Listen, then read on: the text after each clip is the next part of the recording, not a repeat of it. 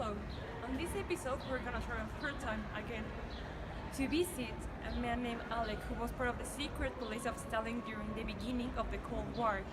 As well, we have contacted his granddaughter to make her some questions.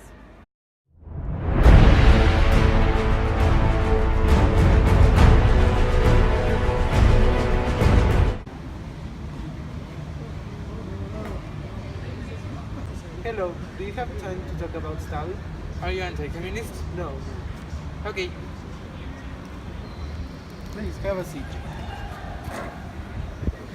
What aspects of your daily life were affected once the Soviet Union successfully tested their atomic weapons? Let me ask you something first. Do you sleep with the door closed, or do you check if you are locked in? It's the same in here.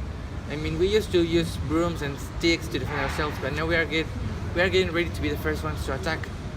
And I mean, it's like my daily life has changed because now I feel safer that my country can defend itself against the USA.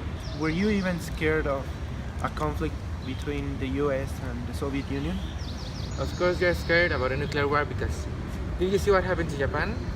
But I think that the US wouldn't attack someone if they had the same chances to defend themselves. What benefits did you see from Stalin's 5-year plan, and what about it gave you faith in his ideas?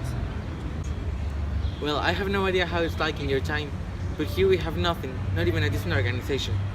It's just war and more war, and now imagine someone comes and promises they can fix all of those problems.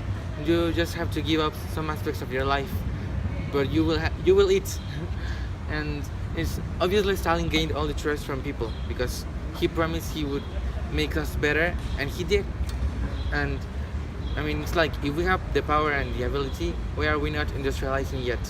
It's like we are 50 years behind all of the other countries, but now we are getting like near the level of the USA. And I definitely believe that in the plan, the pioneers created new towns and industries where the workers and the coal and there's oil and iron for them. And we also have electricity, which is like very important for us, and everyone wants to become champion workers. How do you deal with living in a totalitarian regime? The rules are really easy to understand. You must follow the regime and not ask any questions, because it is the right thing to do and because they are helping you.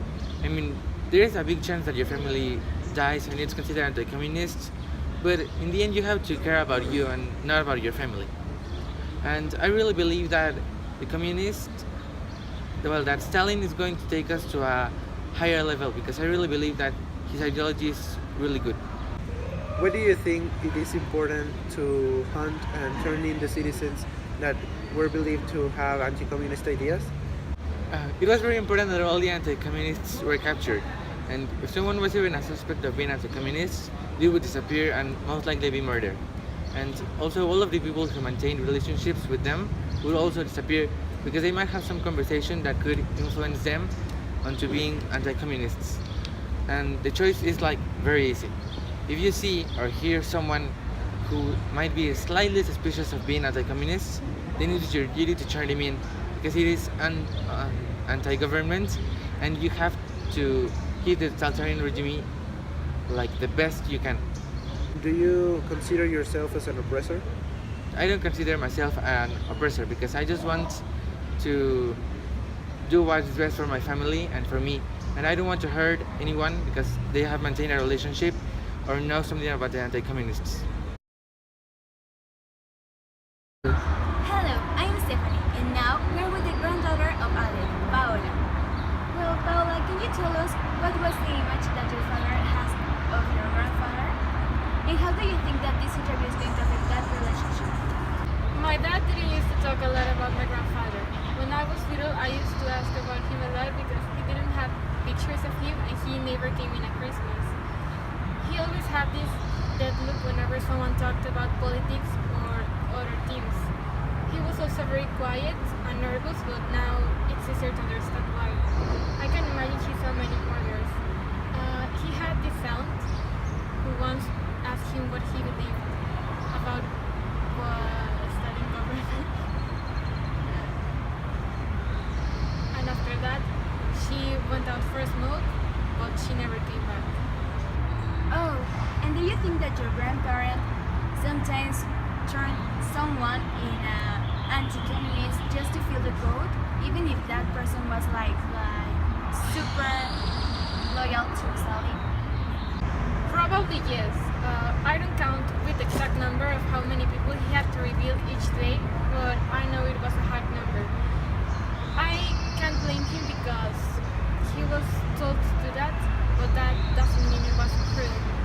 Maybe he did it to save family, friends, and neighbors, because if he didn't cover his quota, he would be known as for covering anti-communists.